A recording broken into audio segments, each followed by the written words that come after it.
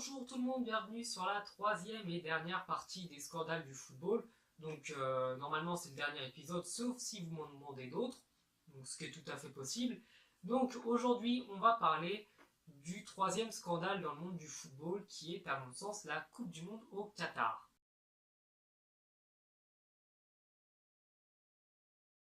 Alors la Coupe du Monde 2022 a été attribuée au Qatar au cours de l'année 2010 et se déroulera entre le 21 novembre et le 18 décembre 2022. Donc comme vous l'aurez compris, elle n'aura pas lieu en été. Ce sera la première fois depuis la création de la Coupe du Monde qu'elle ne se déroulera pas pendant les mois d'été, étant donné qu'au Qatar, si vous y avez déjà mis les pieds, même là au moment où je tourne cette vidéo, donc en octobre, il fait à peu près 35 à 40 degrés, donc une chaleur pas du tout supportable pour un footballeur, et du coup ils l'ont décalé.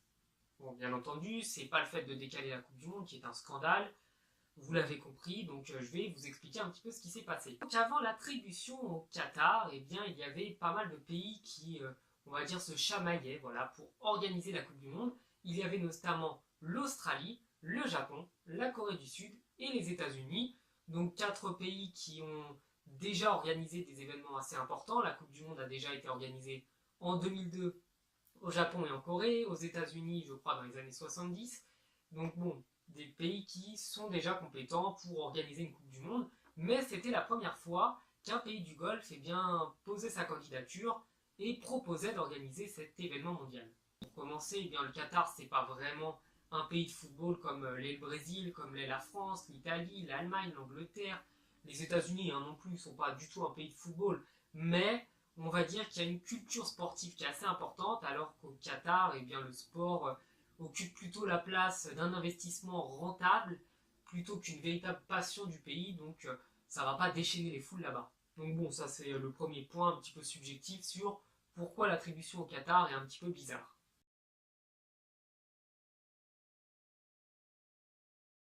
Ce qui nous intéresse, c'est les soupçons du FBI après enquête de pots de vin, de véritables pots de vin, donc de corruption, versés à des instances importantes de la FIFA, donc des gens qui sont amenés à voter pour tel ou tel pays, ils auraient reçu, en contrepartie, contre leur vote, des sommes d'argent assez importantes. Donc le magazine Bild affirme avoir mis la main sur un ouvrage, un livre de 400 pages, parlant justement de l'attribution étrange de la Coupe du Monde au Qatar, et parle notamment d'un fait qui, moi, m'a vraiment surpris, c'est que 2 millions de dollars auraient été versés par un inconnu, une source dont on ne connaît pas le nom, sur les comptes en banque de la fille d'un des membres du comité de la FIFA, donc une des personnes qui vote justement pour attribuer la Coupe du Monde. Et donc sa fille aurait reçu un peu plus de 2 millions de dollars. Donc c'est quand même très très bizarre.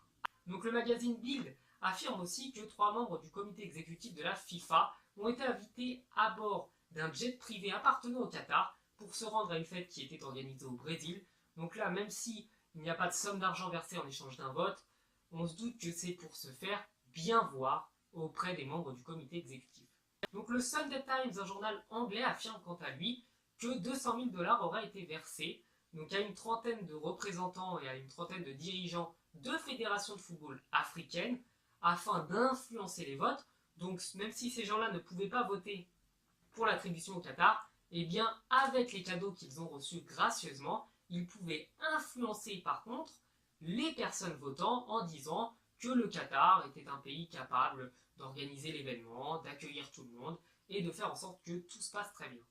Donc le Sunday Times affirme aussi, en plus de ça, qu'une somme de 1,6 million de dollars aurait été versée à une personne appelée Jack Warner, qui était l'ex-président de la FIFA et donc qui lui aussi avait une grosse influence sur les votes pour l'attribution de la Coupe du Monde 2022.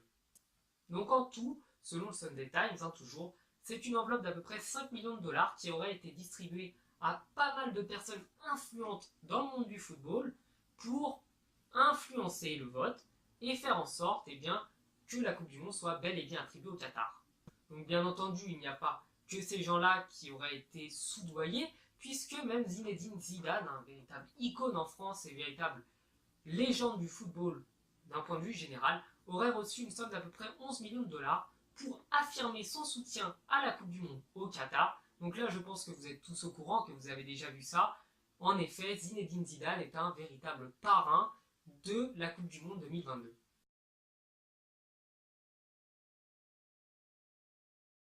Bon, déjà, la corruption, c'est vilain, c'est caca, c'est pas joli quand même dans le football, mais ce qui fait aussi scandale, c'est les conditions dans lesquelles les stades sont en train d'être construits.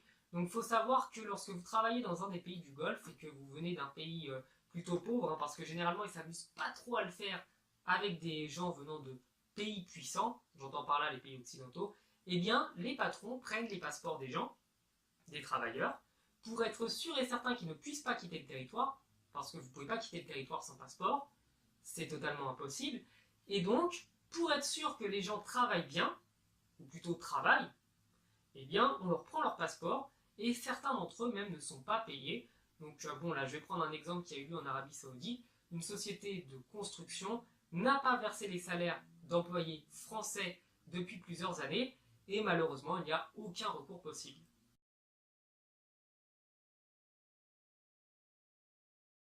Donc il y a aussi des affirmations et des chiffres qui sont sortis, comme quoi 1200 personnes seraient mortes sur des chantiers au Qatar. Donc là par contre je voudrais nuancer un petit peu ce chiffre, parce que oui, il y a probablement des accidents sur les chantiers. Mais, là il y a un mais, c'est qu'il y en a aussi en France.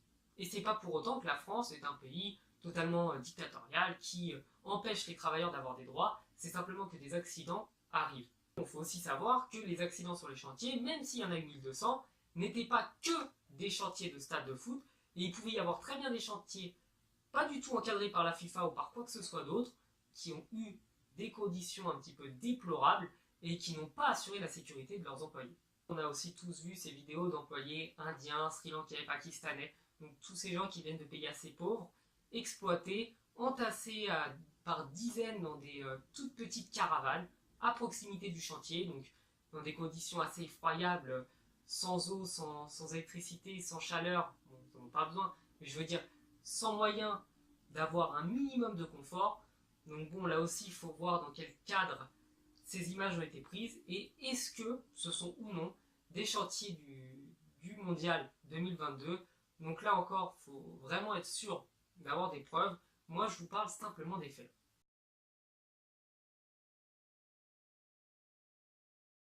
Pour conclure, je vais quand même vous donner mon ressenti sur cette Coupe du Monde au Qatar. Moi, je ne l'aurais pas attribué au Qatar pour une raison toute simple. C'est que ce n'est pas un pays où les gens sont amoureux du football et ça va être très compliqué pour tout le monde de se déplacer là-bas à cause des chaleurs.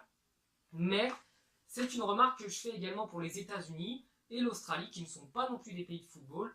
Et pour être honnête, j'aurais vraiment préféré avoir un mondial, par exemple en Argentine, au Brésil, en France, pourquoi pas, en Angleterre, en Espagne, en Italie, en Allemagne, au Portugal, vraiment des pays où les gens sont amoureux du football, où ce serait une véritable fête, et pourquoi pas organiser une Coupe du Monde, du coup, dans un pays d'Afrique, parce que les Africains sont de grands amoureux du football. Je pense notamment à la candidature du Maroc qui aurait pu être acceptée, mais il y a aussi pas mal d'autres pays qui peuvent accueillir une très belle Coupe du Monde, et malheureusement, hormis en Afrique du Sud, il n'y a pas eu de Coupe du Monde en Afrique. Bon, et bien voilà la fin de cette série, j'espère qu'elle vous aura plu, j'espère avoir pu satisfaire tout le monde et donner quand même des arguments acceptables. Donc n'hésitez pas à me suivre sur les réseaux sociaux, et puis vous pouvez regarder un petit peu toutes les autres vidéos que j'ai sur ma chaîne, j'en ai plusieurs centaines, donc je pense pouvoir vous mettre quelque chose qui vous plaira. Ciao!